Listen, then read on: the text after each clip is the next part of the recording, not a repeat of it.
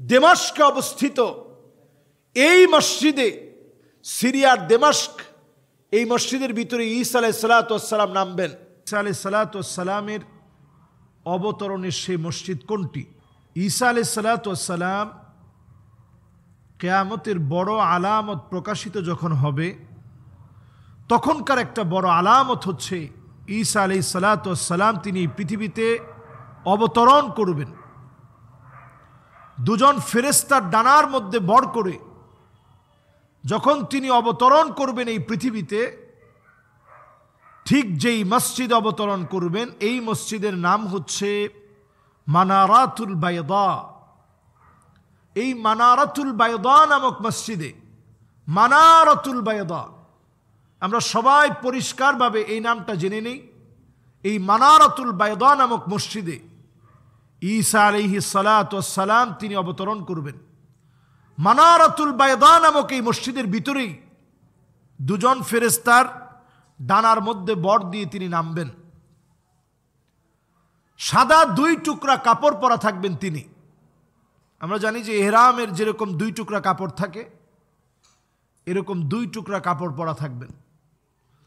ওনার চুল থেকে, শরীর থেকে অজুর পানিগুলো পড়তে থাকবে। যখন তিনি অবতরণ করবেন, নামাজের জন্য সময় হবে, তিনি ইমাম মাহদী আলাইহিস সালাতু ওয়াস সালামকে নামাজ পড়াতে বলবেন। লোকেরা বলবেন না আপনি নামাজ পড়ান, ঈসা আলাইহিস সালাতু ওয়াস সালাম।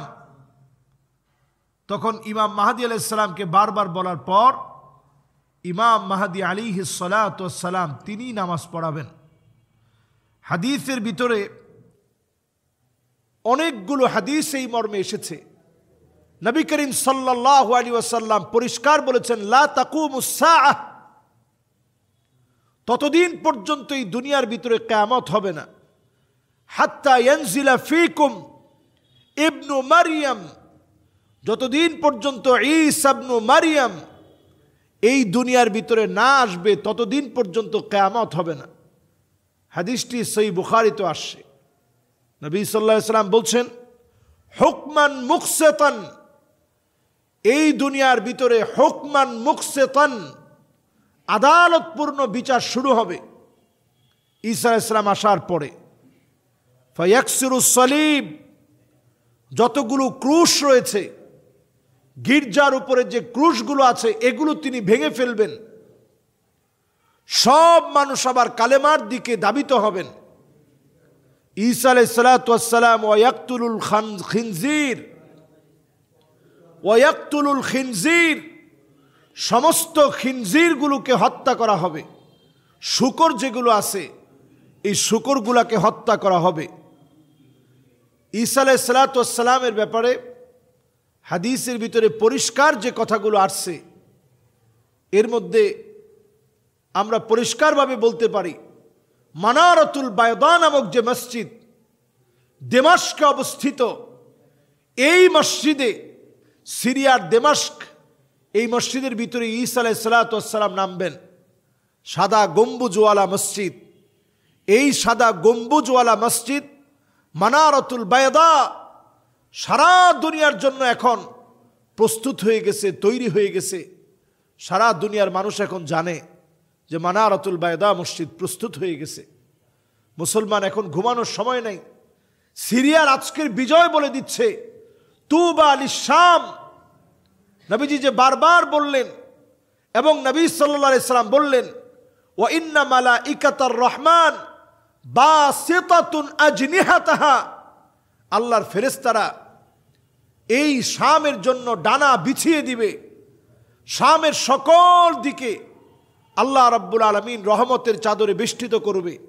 বদরের প্রান্তে যেইভাবে ফেরেশতা নাজিল করে দিয়ে আল্লাহ তাআলা যেভাবে ফেরেশতাদেরকে দিয়ে বিজয় দিয়েছেন, শামের বিজয়ের ভিতরে আল্লাহ রাব্বুল আলামিন ফেরেশতা প্রেরণ করে দিয়ে ফিলিস্তিনের বিজয়, জর্ডানের বিজয়, লেবাননের বিজয়, এমনকি আজকে যে সিরিয়ার বিজয়, এ সকল বিজয়গুলো সেদিন পূর্ণাঙ্গতায় রূপ নিবে যেদিন মিডল ইস্ট জুড়ে ইসলামের এই দাওয়াত ছড়িয়ে পড়বে।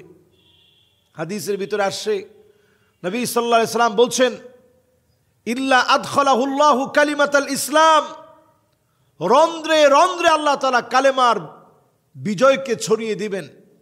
সমস্ত জায়গায় ধ্বনিত হবে কালেমার ধ্বনি। এবং নবী সাল্লাল্লাহু আলাইহি ওয়াসাল্লাম আরো হাদিসের ভিতরে বলছেন, বাইতু মাদার ওয়ালা উবার, যত রকমের ঘরবাড়ি আছে, যত রকমের ঘরবাড়িগুলো আছে, মাটির ঘর, দালান ঘর, সব ঘরে, বাড়িতে বাড়িতে কালেমার পতাকা উড্ডীন হবে, কালেমা বিজয়ী হবে, ইসলাম এবং মুসলমানরা বিজয়ী হবে।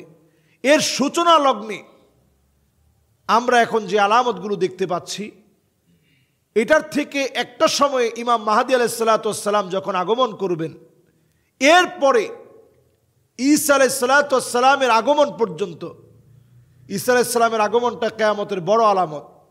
ইমাম মাহদী আলাইহিস সালামের আলামত, ইমাম মাহদী আলাইহিস সালাতু ওয়াস সালামের আগমন, এটা ছোট আলামতের শেষ। ঈসা আলাইহিস সালাতু ওয়াস সালামের আগমন হবে ঠিক তখন মানারতুল বায়দা নামক মসজিদে, যখন দাজ্জালের আসার সময়টা একেবারে নিশ্চিত হয়ে যাবে, দাজ্জালের আত্মপ্রকাশ ঘটবে। সব জায়গায় যখন দাজ্জাল তার প্রভাব বিস্তার করবে, 40 দিন যখন এই পৃথিবীতে অবস্থান করবে, এরপরই আল্লাহ রাব্বুল আলামিন মানারতুল বায়দা নামক মসজিদে ঈসা আলাইহিস সালাতু ওয়াস সালামকে নাজিল করায় দিবেন। এবং ঈসা আলাইহিস সালামের হাতেই বাবুল লুদ নামক এরিয়া, আপনারা দেখবেন সবচেয়ে, এই জায়গাটা এখন সবচেয়ে সিকিউরিটিতে ভরপুর, সবচেয়ে সিকিউরিটি দিয়ে ঘেরা।